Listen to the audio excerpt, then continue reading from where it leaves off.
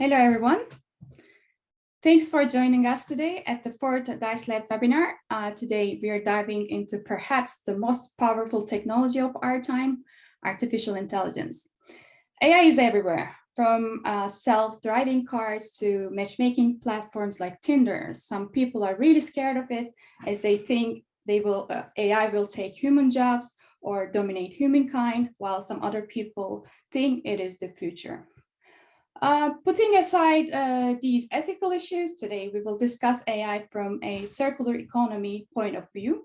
Our speakers will talk about this application from the business, research, and practice perspectives. My name is Sultan Çetin. I am one of the co-founders of the DiCE Lab, and here you see the team behind these webinars. A little bit about the DiCE Lab. The DiCE Lab stands for Digital Circular Economy Lab. It's an informal platform. We aim to connect researchers, practitioners, and policymakers who are working in the fields of digitalization and the circular economy. We are a team of 5. Catherine, Deepika, Anna, Meliha, and I are organizing monthly webinars and researcher meetups. So far, we organized and we focused on several technologies like the digital product passports, blockchain technology, and the Internet of Things. If you're interested, you can find the recordings of these webinars on our website. We also are recording this session, so we will put a link. We will put it on YouTube and share a link in a few days with you. Let me introduce you to our speakers. Our first speaker is Aurelio. Aurelio has a PhD in astrophysics and has more than 30 years of experience in the data and analytics domain. He is currently the AI transformation lead at Cognizant and leads the sustainability agenda globally. Today, he will share some insights into the use of AI in product as a service business models. Our second speaker is Malahat Ghoreishi. Malahat is a lecturer and RDI expert at the LAB University of Applied Sciences in Finland. She is currently on her last year of PhD on the topic of the role of AI in a circular economy at LUT University. She's also teaching some courses like corporate social responsibility reporting, digitalization and circular economy, and circular business models. Our third speaker is Dirk Huibers. Dirk is the co-founder and the CEO of Spotr AI. He has a background in architecture and currently leading his startup where around 30 people work. And the company is active in 3 countries. Today, Dirk will share how Spotr uses AI technology to digitize the built environment to expand the lifetime of buildings. Finally, we have Jan Konietzko. Jan today is not a speaker, but the co-host of this webinar. I would like to turn to Jan. Jan, would you mind unmuting yourself and quickly introducing yourself to the participants? Yes, sure. Thanks a lot, Sultan, and welcome everyone. Also from my side, really a pleasure to co-host this webinar together with Sultan and the DiCE Lab from Cognizant side. So I'm a manager for sustainability advisory at Cognizant, leading the cluster on circular economy and sustainable products. And I'm also a postdoc research fellow at Maastricht University, focusing on product as a service business models for a circular economy, sort of validating how these new business models can actually be designed in a way so that they are more sustainable. And how to measure that and how to make sure that that's really the case. Great. Jan, on my screen, you see an illustration from you. This is the one you shared a few months back on LinkedIn and got a lot of responses. And yeah, I think it went viral. It is called Carbon Tunnel Vision. Why this illustration took a lot of attention? Well, I think it's, I mean, the original motivation was that I noticed in the work that I've been doing that there is a lot of discussion and talks about decarbonization and about carbon emissions, greenhouse gas emissions, which, to be fair, is very important and one of the most important challenges that we have. But it also tends to a sort of tunnel vision view without considering other links that also decarbonization and climate change have with other environmental and social problems. So because I noticed that, I was thinking about a way to frame it so that we can start a discussion and have a discussion about this, how we can have a more systemic view on the sustainability transition. And then I posted, I think it resonated with a lot of people because in many discussions, at least in business, it's really a lot about net zero. Net zero is everywhere, and rightfully so, but we need to also widen our lenses a bit. Yeah, great. Thank you for your inputs. Now it's for time for a little bit warm up. We do it in all our webinars. My colleague Anna will share a link on chat, and we invite all our participants to the Miro board.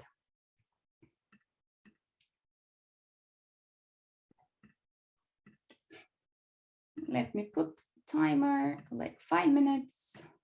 So our first question is, where do you attend this webinar from? You can take the dots and just drop on the map.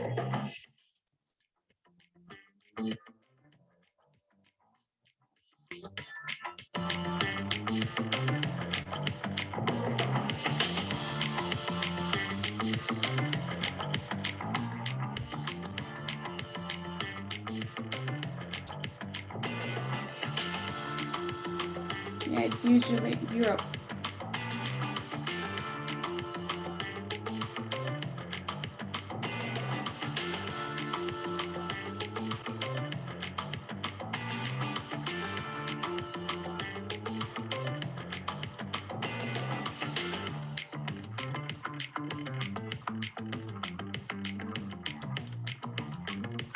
I see 2 people in the ocean, or perhaps an island somewhere there. It's hard, yeah, to see. I see Africa, America.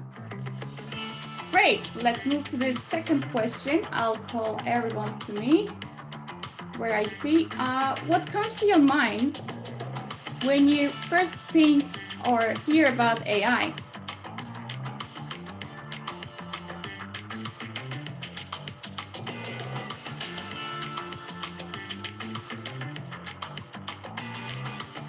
Tech advancement, data, the future, image recognition, computer learning, algorithms, supporting companies in reducing environmental footprint, automation, risks, science fiction, data management, Skynet, I don't know what Skynet is, statistics, black box models, assist human force in almost everything.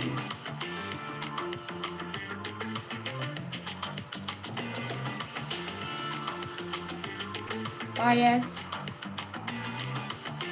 opportunities. So let's move to the third question.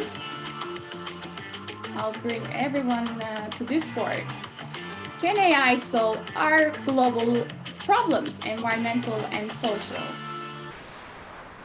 No? If you don't think it can solve, you can place a dot here, or yeah.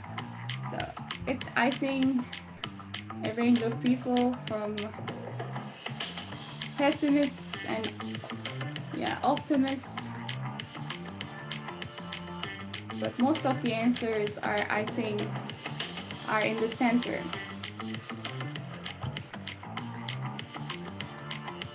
Yes. Let's move to the last question. This is pretty standard. How much do you know about the circular economy? I have no idea. I know what it is. Or perhaps you even breathe circular economy.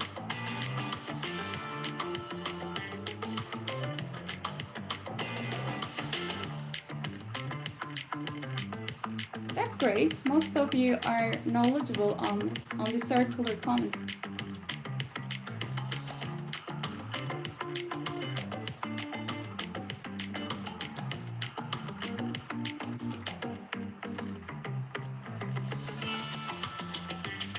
Okay, great. Let's stop the timer.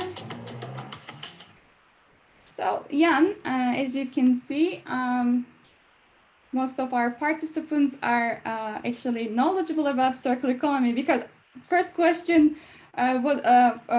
for you was going to be, what is the circular economy? But we don't have to explain it now. I'll leave the floor to you, and we can start with the first speaker. Let me put his slide on the full screen. And yeah, Aurelio, floor is yours. Yeah, can you hear me? Yes. All right, so very interesting startup of the meeting. Actually, I learned quite a bit, quite a few things there. So well done. All right, so what I'm going to talk about here is provide a view on artificial intelligence within the context of circular economy. If you go to the next slide, I will explain in let's say 3 or 4 sections what we think is important from a let's say a professional perspective about circular economy, how to make AI work, and effectively how to be successful on this journey. Go next. So the one thing that I would like to start with is obviously everybody understands what circular economy here is, but there is a series of implications of that statement. The first implication is that we need to move from a traditional way of, let's say, consuming products in a more as a service concept. And this will effectively encompass a larger business ecosystem. Now, in that business ecosystems, producers and consumers are connected bidirectionally. We'll see what the implications are from a data perspective and then from an AI perspective a bit later on. But that's a very powerful system, because today the economy is not organized like that. So it requires a shift in the way the business works. So shift in business models. Go next.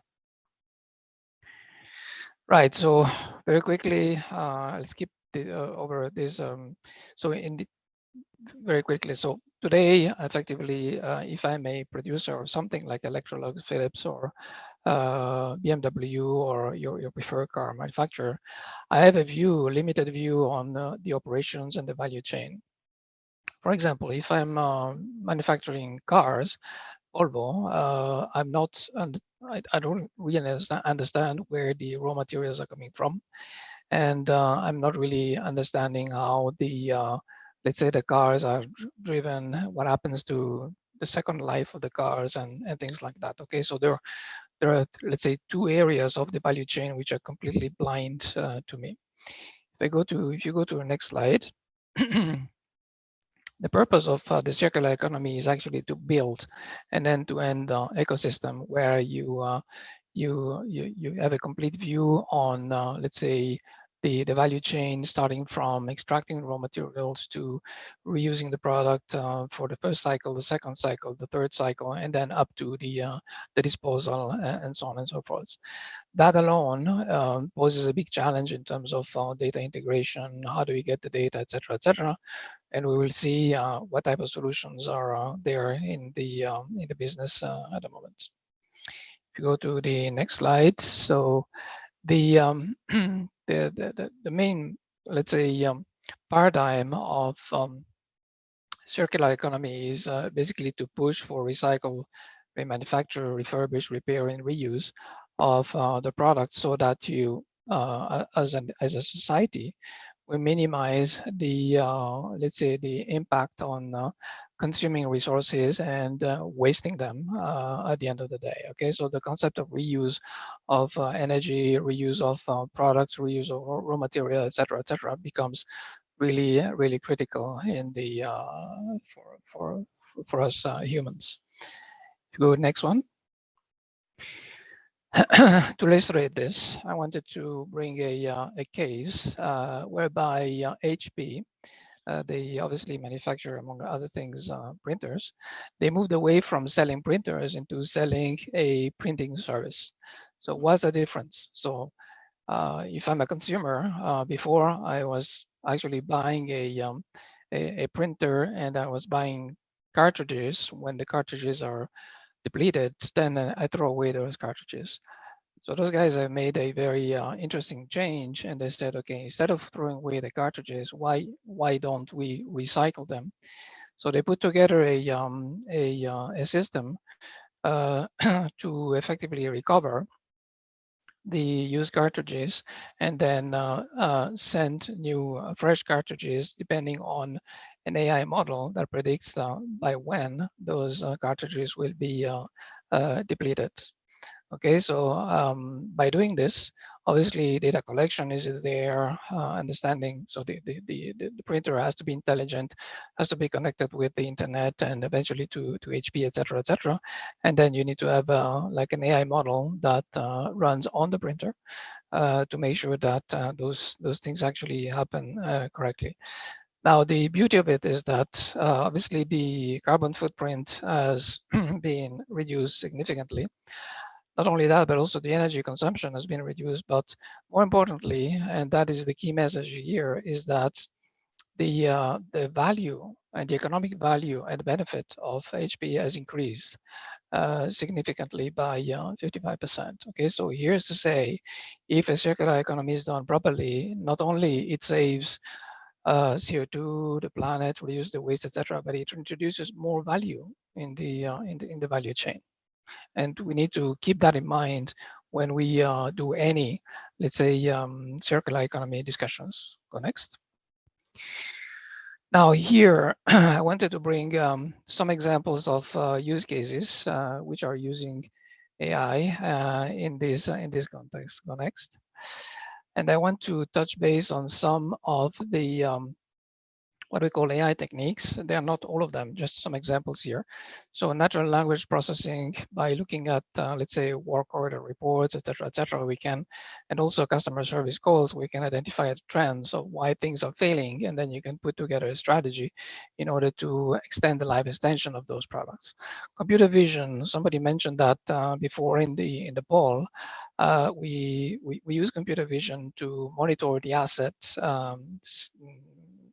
let's say the asset situation, and making sure that we don't those assets don't get degraded, and then by using computer vision we can preemptively doing maintenance and extend again the life of the product. Causal networks, a bit more complicated here, but basically this is the some of you are familiar with AI, it's back propagation, forward propagation. It's basically connecting, let's say, the root cause and the symptoms of a failing mechanism. And effectively, this is used again for proactive replacement of parts.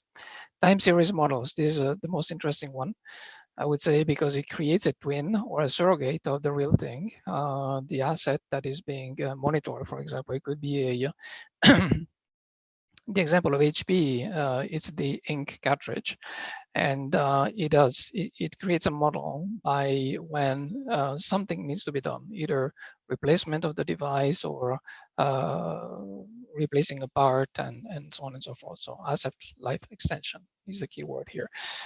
Go next. And in here, what I wanted to show is effectively the two aspects of, let's say, a direct economy and a circular economy, which are both linked eventually. So those, I will not go into detail here, but there are plenty of AI use cases, both in the direct environment, let's say the direct value chain and the circular value chain. In the circular value chain, we spoke about preventive maintenance, refurbishing and replacing parts, and basically recycling. There is an interesting story that I've seen myself when I was at Rockwool plant. So the Rockwool produces insulating material, and those insulating material are actually re-injected. The leftovers are actually re-injected in the manufacturing process. So yet another example of circular economy. Go next. And I want to touch base on a couple of case studies where we've done some of this. So this one here is very complex. It's the work that we've done for Network Rail. Objective is to optimize the predictive maintenance of very aging assets. Okay, so they have let's say 50 to 150 years old assets. It could be rail tracks, it could be tunnels, bridges, and so on and so forth. And we used a series of, let's say, data from all the possible sensors, all the possible data sources, which we have integrated into a large platform, and we have created predictors in order to estimate the time of failure of certain aspects. For example, if you look at the vibration of the rail tracks, if they stay within a certain range, then it's okay. But as soon as they exceed a certain range, or they close to the resonance frequency, then you may be sure that it's going to break at some point in time. So the story here is that you do need a platform which integrates the data, and that platform integrates horizontally with all the data sources, but also vertically with all the AI machine learning solutions that we may be able to deploy. Go next. So quick example on computer vision. We have used this by flying drones on oil tanks to identify rust. And this was done in order to optimize the maintenance, predictive maintenance effectively. So you end up, let's say, extending the useful lifetime of those assets by making sure that you do the maintenance at the right time, and then just for what is needed. So again, here, full framework of using computer vision with weak learning, weak training, and so on and so forth. So great potential here. Next one. And next one. Okay, so you have seen that data is really important in all of this. Okay, so not only, I mean, companies today have a difficulty already to identify, let's say, get hold of their own data, let alone data from, let's say, third parties and so on and so forth. So for me, I think one of the biggest challenges is to understand the data that is required, put it into a single place, and then make use of it across the business system, the business ecosystem. I believe today there is no one company that provides has a view on how to do this. So the case of HP is an interesting one, but it's very contained because they use their own data, their own data sets, and their own services, and they don't extend that to, let's say, the raw materials, the recycled materials beyond, let's say, to the disposal, and so on and so forth. Next one. So there are two solutions that are actually emerging in the market. The first one is by using let's say, blockchain. And the blockchain basically assumes that every, let's say, player of the value chain provides the data, and that data can be trusted and used to do predictors and basically end up in the circular economy. The second approach is to connect to publicly available databases, and MakerSite is an example where they actually connected with about 150 external data providers. They create a digital twin of the supply chain, and they connect to the PLMs, computer-aided design, and ERP systems all together to come up with a profile of the products that are basically evolving through the complete value chain. So I want to end here. Pass on the baton to you, Sultan.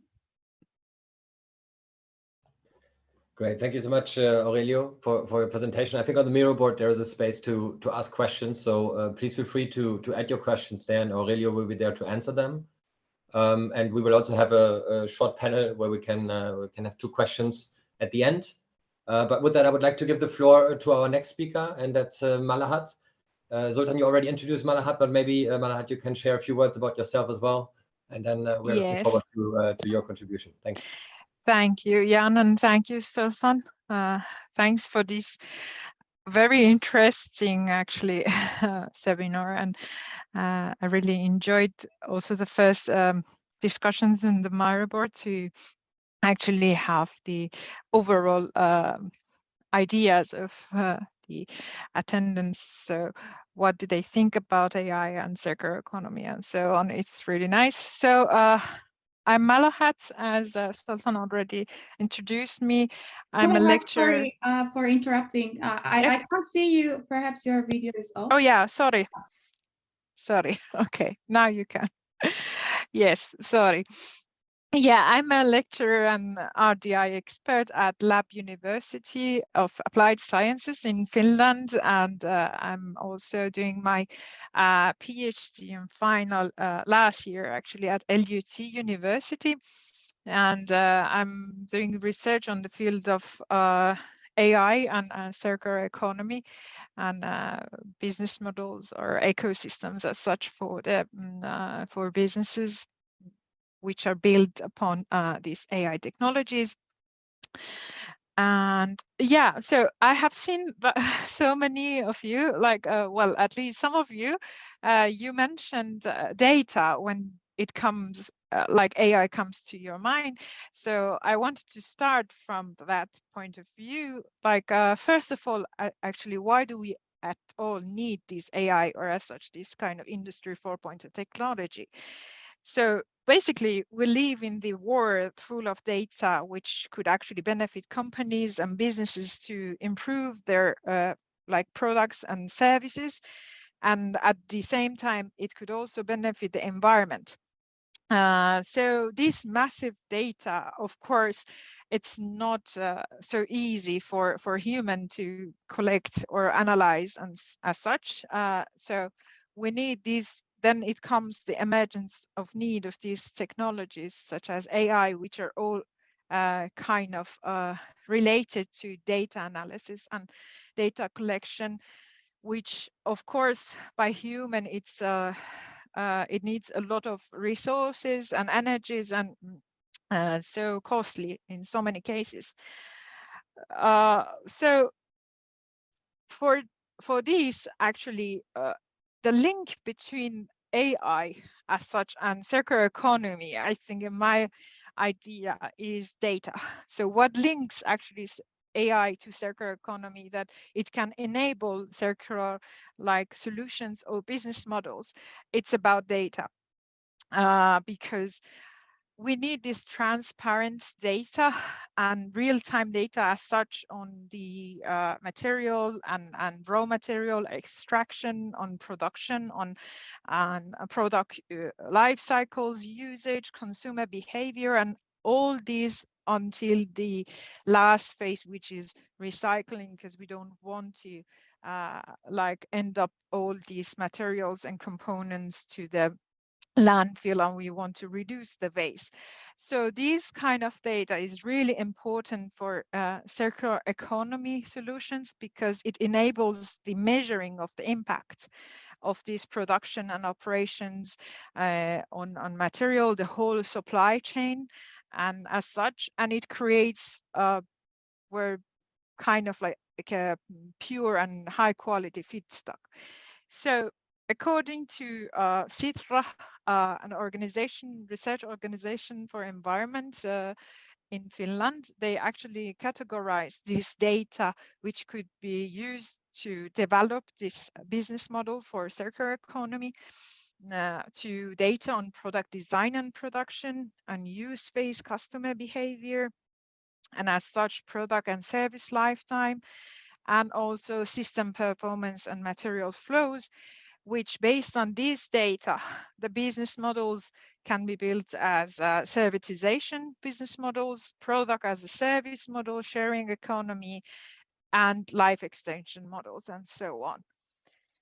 So yeah, then how does this AI technology use and where actually it utilizes this data? We did one study and we actually realized that, of course, as we can see in this figure, data is in the core of the circular economy solutions and the whole cycle of the product.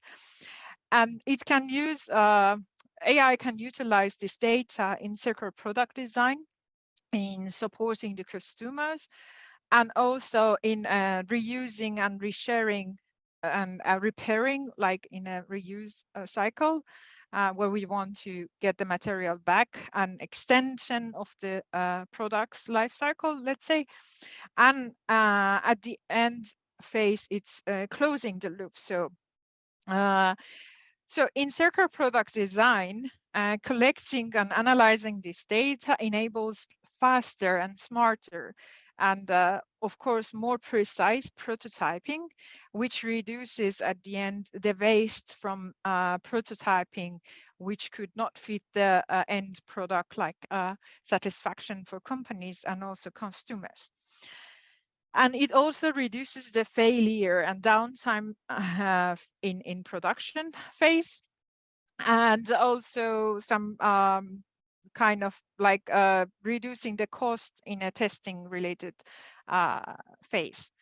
For supporting the customers, well, we have digital platforms where we can use also as a product as a service or any kind of that, and then also database analysis, we can use them.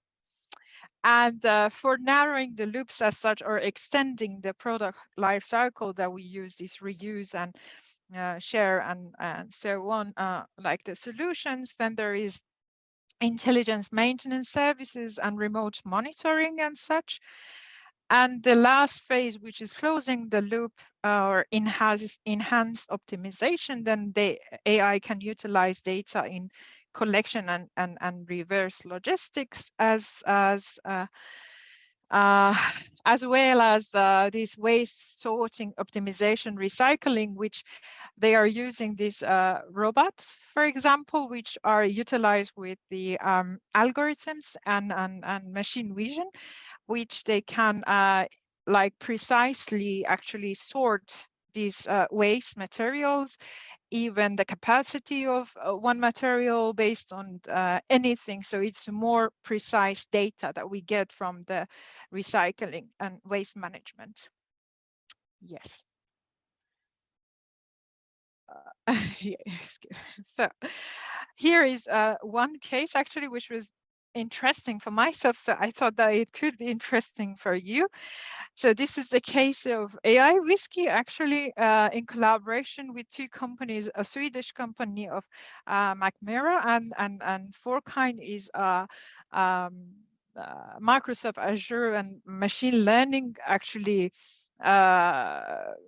A company is a Finnish company, so they collaborated with each other to actually develop a very interesting. It was Macmera's 20th anniversary, and the company has built, have produced this whiskey and as such alcoholic drinks for years. And on their 20th anniversary, they were excited to actually produce something very interesting as such. And I think they did very well, because they were actually, they won so many awards because of this AI whiskey production. And they won even, I think, product innovative, the Golden Award for productive innovative product development as such. But anyway, how they use it based on the sales data and kind of ratings, of course, from the customers.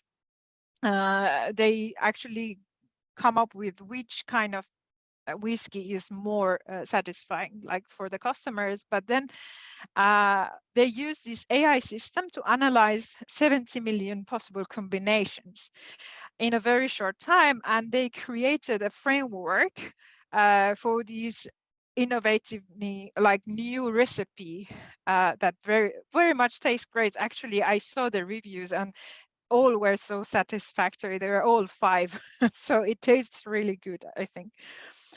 And after each time of prototyping, actually the evaluation and feedbacks goes from the experts. So there is one expert, of course, the AI is always, even the most upgraded ones, or like the newest one, most developed one, of course they need human. They cannot, there is no independence, so they need the human to taste. So after each repetition and prototyping, they use an expert to test until they get the favorite. I think after 36 of like examining, they got the best taste of this whiskey.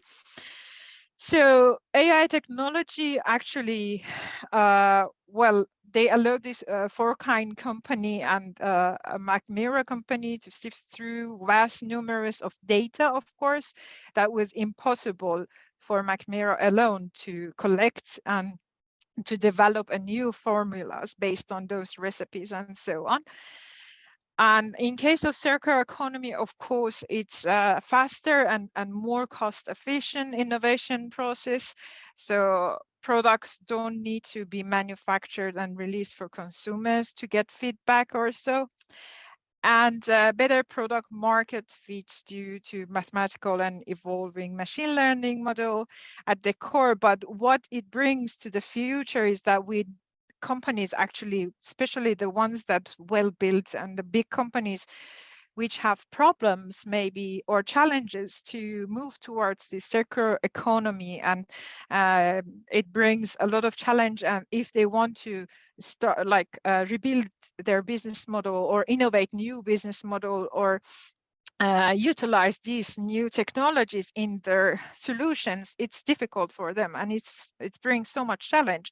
So it's good for the companies to be partner in a bigger business ecosystem, so that they can be partner to other companies. For example, it could be used in some medicines industries or perfumes or kind of even clothing companies. So these are the things that could be done in the future by this case example. And yeah, I had very short one, and thank you for listening to me. Thank you so much, Malahat, for your talk. I think it's really interesting also the overview you gave again about the use case for circular economy, and also reinforcing this need for a data ecosystem to facilitate that. I think also the whiskey example, I saw one question on the Miro board, but I think you made the link really well, right? It's not about this particular example or the use case, but about how it can be applied in the context of circular economy, right? To find better materials, better compositions, and so on. So I think it's a really nice example to illustrate the possibilities of it. So thanks a lot for that. Also, for everyone, please put your questions on the Miro board next to Malahat's slides. And with that, I would like to give the floor to our third and last speaker, Dirk. Dirk, are you there? Yeah, I'm here. Yeah. Okay, welcome, Dirk. Also, please feel free to introduce yourself again, and the floor is yours. Yeah, cool. So I'm Dirk. I'm one of the founders of Spotr, and we have applied AI basically to inspect millions of buildings within seconds for a sustainable and circular future, of course. And the reason why we do this is that we see real estate is facing a huge challenge. So we have less and less people to actually do manual work. A lot of people are going with retirement. We have more compliance, like ESG regulations. A lot of real estate is actually getting end of life, which was made after the Second World War, which is now technically sort of written off. And we need to do large investments in properties. And the only way sort of to get quality data is through site visits. But what we see is that this is happening a lot. So from a strategy perspective of a housing association or a big real estate owner, you think you have a picture of the property, which is sort of, it's mostly done on benchmark numbers or very generic numbers. But then if you're actually going to operate on a property, so you're going to renovate it, for example, you found out it's completely different than what you thought it would have been. And this creates a lot of planning problems in the end. And that causes huge delays in projects to happen. So the only way to get a quality data at the moment is through site visits, but they are expensive, not reusable, and they take a long time to do. So that's why we started Spotr. And what we do is we digitally inspect buildings off-site instantly and at scale. And of course, we use AI to do it. We do that in two different products. So first one is a collection of every image ever taken of a property. And the second one is an analytics platform where we help our clients to make informed decisions. And we work in 4 steps. So first we collect all of the images, then we organize it, we inspect it, and we prioritize it. I will have a little bit of time to do a short demo, but first I will go through the steps of how we actually do this. So the collection, we mostly collect from open sources. You can think about satellite images, but also legacy images that somebody has in their database. Airplane images, Google Street View, of course, everywhere. drone images, but also people that upload images of their broken kitchen or broken bathroom, or students that we send out in the field. Basically, it's either cheap labor force like students or secondhand data that we try to acquire. Then we will start organizing data, and with organization we name 3 things. So where is something taken, what's on a picture, and when was it taken? If you know these 3 things, you have an organization principle where you can always sort of revisit a property. So this is where a picture was taken, sort of Google Maps, but then open source. It's then in our bespoke environment. This is also our, we call it an Instagram page of your properties, just basically every image taken of that property in a timeline, visible for anyone that needs to interact with the property. We also do, and then we also integrate with other platforms like Matterport, Giraffe 360, BIM partners, because we cannot build everything ourselves. So we just focus on building AI and not these imaging renders. We use other data sets to other companies to help us basically there. And this is for the outside of properties with drone imaging, for example. Then we will start analyzing. So this is what an analytics looks like in our platform. So we automatically detect where's a chimney, air vents, where are the windows. It's basically like AI sounds super fancy, but it's nothing more than an automatic label maker. If you we just stick labels on everything we see. And what's really, really interesting is that we've trained so many images by now. AI is so good that it can detect when something is behind something else. So in this case, you see a tree in front of the chimney, and the AI still recognizes that the chimney is behind that tree.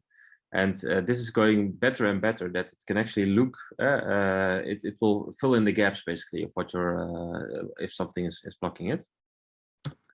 Then what we'll also, this is a bit technical, but what we'll also do is start cloning data, because sometimes it's literally like a van in front of Google Street View that's blocking your complete view. So then what we do is actually mathematically we copy data from one facade to the next. If we know it's the same height, width, and typology, we will start copying data from one source to the next in order to get the highest data quality as can be.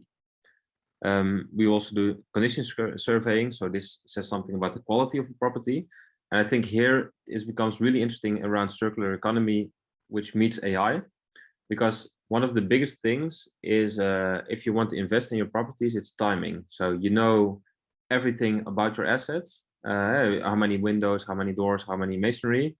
But the question becomes like, when do I need to do something? And the when is defined by the quality of an estate. And this when also determines if something can be harvested from a property and can use for the circular economy. So we've spoken a lot, for example, with masonry companies that want to reuse bricks of old houses, and the difficulty for them is they buy a super expensive machinery, but with the traditional machine you can have it running 24/7, because there's an always supply in the materials you use. But if you use reused bricks, you have to wait for something to be demolished, and then you can input into that machine, which means you have a lot less functional time of your machinery, or you need to have a big storage to store a lot of bricks to input in your machine. So what we try to do is time when materials will come out of a property based on their quality, and then talk with other companies to insert that material into their machinery to be used in new buildings again. So this is our position in the circular economy. I will skip this. This is also detect like weird stuff that's happening on properties, like full antennas that fall out, or there's even like a saw on top of this chimney. And then what becomes very interesting is that you can we have data on micro level, so every chimney, every gutter, it's all sort of we've all labeled. And then you can imagine if you have like 50,000 houses, it becomes a huge data set. And you don't really know what to do like with all of that data. So what we will start doing is actually look for a combination of filters to find opportunities to invest. In this case, it was, where can I place extra floors on top of my properties so I can make more houses for people, because there's a big housing shortage here in the Netherlands. But if you place extra floors on top of a property, you will also earn more money. And with that extra money you earn, you can actually pay for the renovation of the entire property. So what we did, we looked for multifamily buildings which had a flat roof, which had gravel on top, because with gravel, you can imagine that it can load more weight than if there was no gravel. There would be no elevator shaft, there would be no solar panels yet, because that's just machinery that you have to eliminate before you can build an extra addition. And if it meets that criteria, you have a high opportunity to place an extra floor. And this is what you see here. So in green, they have 41% of their portfolio, they can place another floor on top of their property, and 32% is low. And you can imagine that that is, for example, a pitched roof, because a pitched roof is very difficult to add another storage on top. And this is how we help them sort of, get insights in their portfolio. This is the same for risk analysis for an insurance company, where you see on the top, it's a high risk property because it has animals in them. There's a lot of clutter, and buildings are very close together. So if there's fire in one building, it can spread to the others. And on the lower side, it's a low risk because the buildings are far apart. There's not much activity, and there's not much chance of fire spreading, basically. I think this was my the most important slides. In the end, what we want to do is we want to save 50% of site visits that's currently been done, and invest with the most possible impact. So it's an operational gain that we bring, and a strategic one as our company. Yeah, we've mainly worked in Sweden, the Netherlands, and the UK. We were 30 people in the Netherlands. We won a couple of awards, and that was my presentation. Thanks for the attention. Great, thank you so much, Dirk. I think it was very illuminating, very clear as well what Spotr does, and I also really like the metaphor with the sticking labels on things, you know, to make it simpler to understand what the AI actually does. Really nice. So thanks a lot for that. I will again encourage everyone to put your questions on the Miro board for Dirk, that you can answer, Dirk. And then I think we have some 10 minutes left for a quick panel discussions with all the speakers. So I looked at the questions that were asked, and I also, of course, thought about questions myself beforehand. But I think I would like to pick up one that I found on the Miro board that also keeps coming up in these conversations about how technology in general can help, solve problems, not only sort of core business problems, but also help reduce environmental impact or increase resource efficiency and so on. So one that keeps coming up is that, the more data is being generated, the more data storage you need, and the more infrastructure you need, the more material you need, the more energy requirements you have. So, and in the end, of course, that is used for a purpose, right? But is there any, in your work, Aurelio, Dirk, but also from your experience, Malahat, work to forecast the impact savings that can be generated by applying the AI, of course, next to cost savings and so on, but also the, let's say, energy savings or resource savings versus the additional energy and materials that are required to actually facilitate that kind of work? Have you been thinking about this, or is this something that is more ignored at the moment? Should I start? Feel free. Okay, so great question, by the way, and it's a very complicated answer. So I don't think anybody has done an estimate on how much, what is the energy balance between input, let's say, creating AI solutions, and then by generating economies and reducing costs, etc., because there are many factors to take in account. For example, if I'm running IT operations in-house and I move to the cloud, I'm going to save 80% of energy. If I'm going to the cloud and doing an extensive AI models calculation, etc., if I'm working with, let's say, Google or Microsoft, anybody else, they have committed to go carbon neutral by 2030. Okay, so what does that mean? It means that, let's say, solar power, renewable energy, etc., will go into these cloud solutions, and then come up with a let's say a positive energy balance, coupled with the obviously the reduction in waste that we get into the system, plus the ability to recycle material and to create new energy from the recycled material, etc., etc. So gut feel says it's positive. Okay, but nobody has done any calculation at this point in time, at least not to my knowledge. Yeah, thanks a lot. Any thoughts from your side, Malahat, Dirk? Well, yeah, if I can say something. Well, at least I don't have these very accurate numbers as Aurelio has, but I have some case examples based on the company, like case studies that we did. For example, Konecranes is one of the biggest companies actually in Finland, and according to cranes and the maintenance services of these cranes, and that the fact that the company is working internationally, so the market is so worldwide and broad, that if they want to do these maintenance services without the need, actually the actual need to do this maintenance service, it will be so costly and also energy consumption for the company. What they do is that they actually install these sensors, well, IoT, which are related to IoT, but in this huge cranes where they sell it to their customers, and they get real-time data about all the temperature or any condition of those cranes immediately directly to their maintenance services in the company. And what they do, these guys are they actually using this AI. So they analyze this data and they do these preventive maintenances. So they calculate, analyze, and these kind of data on temperature or and before breaking these kind of cranes, they prevent it. So they do the maintenance services, but still they don't bring extra costs to the companies, to their customers, when this maintenance service is not needed at all.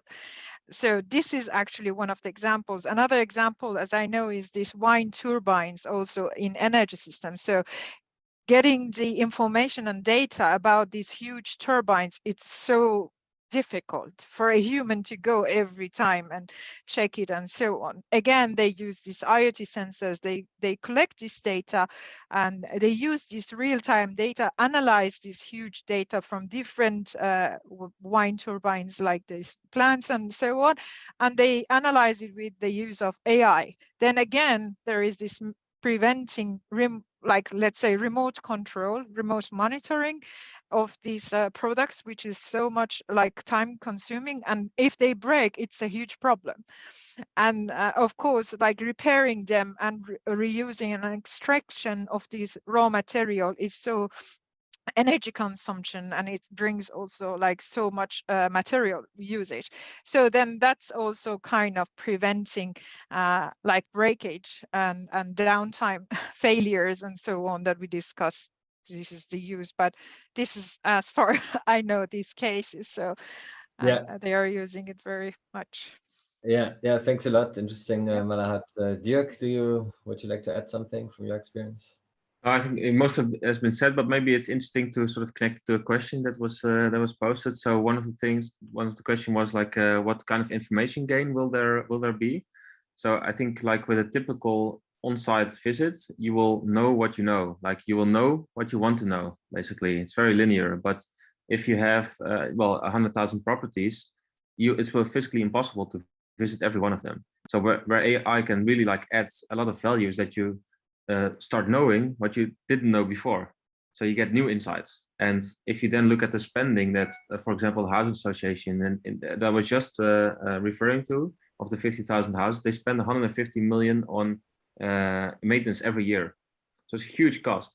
And all of that decision making is based on gut feeling and best guessing. If you really there is some systems in place, but in the end, there's a lot of there's a lot of best guessing in the end.